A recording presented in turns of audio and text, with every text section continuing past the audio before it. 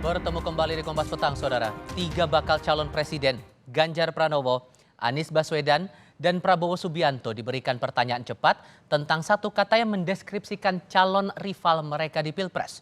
Jawaban mereka disimak puluhan kepala daerah yang hadir di Rakernas Apeksi kemarin.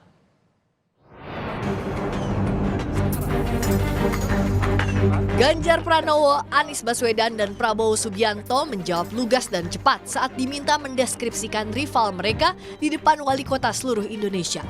Ganjar menyebut Prabowo Subianto sebagai senior dan Anies Baswedan sebagai teman.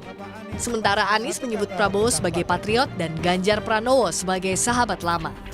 Sedangkan Prabowo Subianto menyebut Ganjar sebagai gubernur dan Anies sebagai profesor. Satu kata tentang Pak Prabowo. Senior. Tepuk tangan untuk kita semua, tepuk tangan. Satu kata tentang Pak Anies Baswedan. Teman. Luar biasa, tepuk Terima kasih tangan. Pak Ganjar. Satu kata tentang Pak Prabowo. Patriot.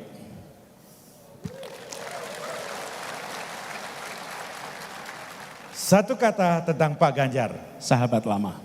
Menurut Pak Prabowo tentang Bapak Ganjar Pranowo. Gubernur. Ya benar sih gubernur. Satu kata dari Bapak Prabowo tentang Pak Anies Baswedan. Profesor.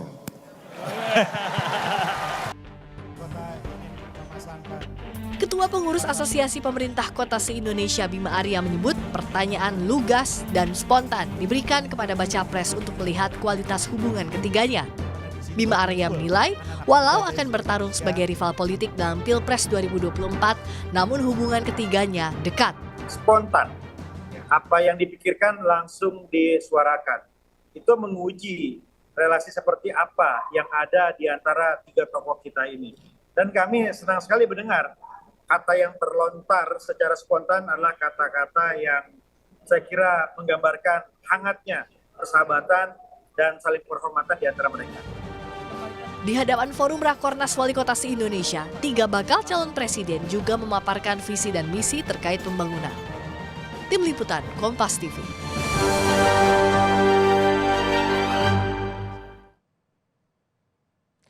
Lebih lengkap terkait relasi ketiga bakal capres yang digambarkan dalam satu kata dalam forum adu gagasan di hadapan Wali Kota se-Indonesia, kita diskusikan bersama pakar mikro ekspresi Handoko Gani dan Direktur Eksekutif Parameter Politik Adi Prayitno. Mas Adi, Mas Handoko, selamat sore, apa kabar? Selamat sore. Selamat sore, Tifal. Mas Handoko, Anda melihat bahwa ketiga baca pres ini saat melontarkan satu kata tentang rival mereka masing-masing ini sudah jujur? Sudah. Tolak ukurnya gimana tuh? Tolak ukurnya kalau kita lihat memang dari YouTube itu sendiri ya, artinya dari apa yang mereka sampaikan di Apeksi, baik itu pemilihan kata-kata, gaya bicara, sampai topik, hingga micro expression-nya dan gesturnya. Jadi sebetulnya sudah mewakili. Ya, kalau kita lihat memang seorang Anies, saya ingin menyampaikan satu hal bahwa penggambaran Pak Prabowo terhadap Ganjar dan Anies ini sebetulnya mewakili analisa saya. Artinya Apa tuh? yang saya lihat memang seorang baca pres Anies Baswedan terlihat seperti seorang profesor, seorang yang sangat pintar, ya memberikan data yang super simple tapi bisa ditarik sedemikian rupa menjadi sebuah harapan dan ide untuk masa depan Indonesia.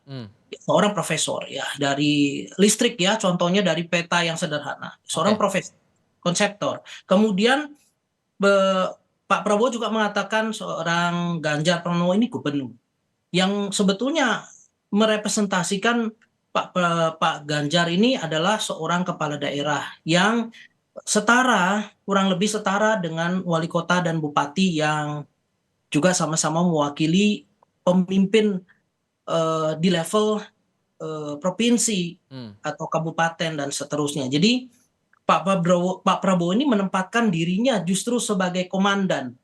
Jadi sebagai yang paling tinggi, komandan yang membawai orang pintar. Kalau untuk dua lainnya, untuk Anies dan Ganjar, jawabannya gimana menurut Anda?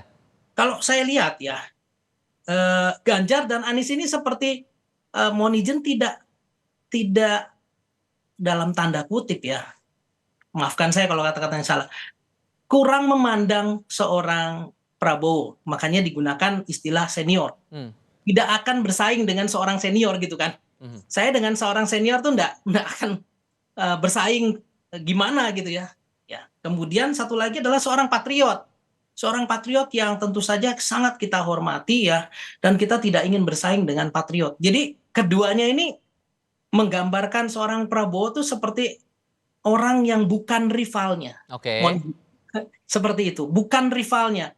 Kalau untuk satu sama lain? Justru penggunaan kata teman dan sahabat ini menunjukkan rivalitas yang jelas antara keduanya. Oke. Kalau Anda, Mas Adi, melihat ini, apalagi Bima Arya sempat bilang bahwa persahabatan ketiganya hangat dalam forum itu. Anda juga merasa hal demikian? Ya, saya kira memang kalau bicara tentang panggung depannya, seakan-akan ketiganya ini tidak akan terlibat satu konfrontasi dan friksi yang berlebihan di Pilpres ya. Karena jawaban-jawabannya kan sifatnya normatif dan datar. Padahal kan di belakang mereka agak beda. Para pendukungnya saling serang, saling membuka aib, dan saling membuka borok masing-masing. Justru kalau saya sebagai aktivis dan pegiat demokrasi berharap ketika misalnya Ganjar ditanya tentang Anies, misalnya Ganjar menjawab, itu gubernur kata-kata misalnya. Itu jawaban yang sebenarnya kita tunggu. Biarkan aja sampaikan secara terbuka, karena itu sudah menjadi konsumsi publik. Atau ketika Ganjar misalnya ditanya tentang Prabowo Subianto, kan tinggal disebut adalah capres yang 2 kali kalah misalnya. Begitupun sebaliknya ketika Anies ditanya tentang Ganjar, misalnya Anies bilang ini adalah gubernur yang sering banyak lari dan gagasannya belum pernah muncul ke permukaan. Itu kan mewakili kelompok-kelompok pemilihnya. Ataupun ketika Prabowo ditanya kepada Anies, misalnya Prabowo ini adalah orang yang sempat mengantarkan Anies sebagai gubernur di DKI Jakarta misalnya. Begitupun ketika Prabowo ditanya tentang Anies dan Ganjar, jawabannya bukan ini adalah profesor, ini adalah gubernur, tapi jawaban-jawaban yang misalnya mereka ini adalah pendatang-pendatang baru dalam Pilpres dan kemungkinan mereka akan menghadapi pesaing keras dan kuat namanya Prabowo Subianto. Jadi kalau kita melihat anatomi bagaimana perkelahian dan tawuran antar pendukung itu tidak terucap dan tidak muncul. Jadi terkesan main aman mereka dalam forum itu, atau ada maksud lain di balik itu? Main aman, main normatif, padahal kalau kita melihat belakangnya, para pendukung mereka kan saling buka aib antara satu dengan yang lain. Sampai saat ini misalnya Pak Prabowo dipersoalkan soal masa lalunya, kemudian Ganjar itu dipersoalkan seakan-akan hanya melanjutkan apa yang sudah dilakukan oleh Pak Jokowi, tapi gagasan barunya tidak muncul. Anies juga sering disebut sebagai gubernur kata-kata. Nah, kalau tapi ini kan yang maksudnya biar adem suasananya, Mas. Iya kan nggak bisa politik kita itu adem. Untuk apa kalau semuanya itu memang tidak bisa disampaikan secara terbuka? Kan mereka aja hanya di panggung adem, tapi di belakang saling bertawuran ya, saling berkonfrontasi satu sama yang lainnya, Mas. Bahkan sampai hari ini, bahkan sejak selesai mereka itu ditanyakan satu persatu soal antar calon, di belakang mereka itu riuh dan rendah, saling puji, saling maki bahwa dirinya lah yang paling benar dan kelompok yang lain dan salah.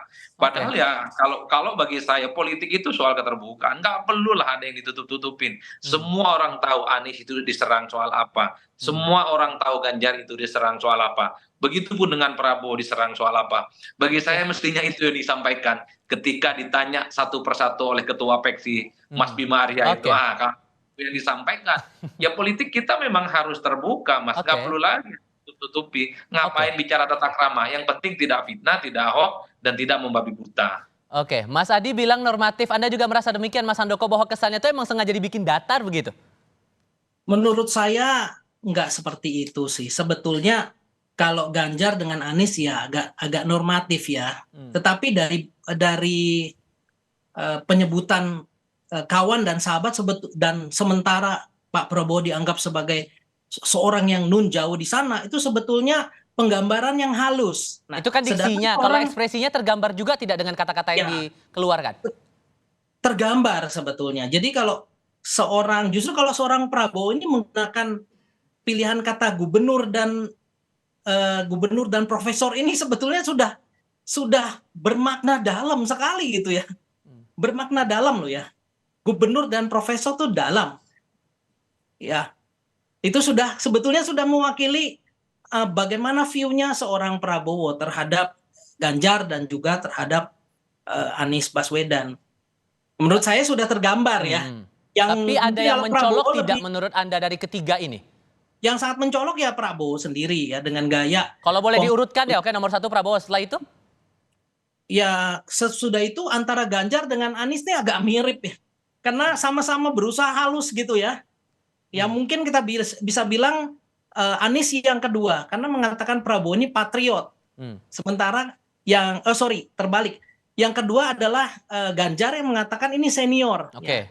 Sementara kalau Anies ini patriot. Patriot tuh saya dengan patriot bangsa yang sekian tahun membela negara ini kan tentu enggak jauh di sana gitu. Saya enggak bersaing gitu loh. Kasarnya begitu ya. Oke. Kemarin juga Mas Adi sempat ditanyakan masalah IKN dan itu berkali-kali menonjolnya itu diarahkan ke Anies Baswedan.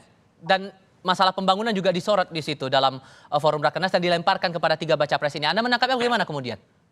Ya kan hanya Anies yang sebenarnya tidak bisa memberikan jawaban hitam dan putih soal IKN. Bahkan Anies mencoba untuk mengamplifikasi kenapa pertanyaan soal IKN itu selalu diulang-ulang dan mengarah kepada dirinya. Kenapa tidak yang lain? Seakan-akan pertanyaan itu sengaja diberikan kepada Anies karena Anies sampai saat ini tidak pernah bisa memberikan jawaban yang tegas soal IKN. Kalau Prabowo, kalau Ganjar kan jelas bahwa IKN ini adalah satu legasi politik yang mesti dilanjutkan. Tentu sesuai dengan harapan dan cita-cita yang sudah ditanamkan oleh Jokowi. Misalnya untuk bagaimana pemerataan pembangunan dan ekonomi ke depan sehingga ibu kota harus dipindah. Dalam konteks itu saya kira case close bahwa Ganjar dan Prabowo sama-sama orang yang dinilai akan melanjutkan IKN. Tapi Anies tidak nemu jawaban itu, Mas. Jadi wajar kalau dicecar dan selalu diulang-ulang. Kata Anies, kalau sesuai dengan undang-undang dan selalu melahirkan kebaikan dari masyarakat, ngapain harus diperdebatkan? Itu kan jawaban-jawaban dosen, bukan jawaban seorang politisi, bukan jawaban seorang mantan gubernur, dan Jadi bukan nggak dapat jawaban gregetnya ya Mas ya, menurut Anda? tidak dapat. Nah, yang ditunggu sebenarnya dari Anies itu oleh publik adalah sebagai antitesa dari pemerintah, sebagai kubu oposisi. Kalau Anies terpilih sebagai presiden, IKN tidak akan dilanjutkan karena IKN adalah ugal-ugalan. IKN itu adalah proyek gagal dan hanya menghambur-hamburkan uang. Kan itu sebenarnya jawaban yang paling banyak ditunggu oleh publik. Nah, jawaban Anies itu mirip profesor memang. Ngambang ke kanan. Sesuai dong jawabannya kalau pandangan Prabowo bahwa beliau profesor. Ya Menurut memang saya cukup normatif. Nah, ini yang sebenarnya membuat Anies agak sedikit sulit memposisikan dirinya sebagai antitesa dan merupakan replika dari kubu oposisi, Mas. Karena nyaris tidak ada diferensiasi yang sebenarnya bisa ditawarkan kepada publik. Kan kalau kita mau jujur sebenarnya soal IKN, pendukung Anies mostly adalah mereka yang kecewa dan menolak. Tapi Anies tidak bicara itu secara tegas.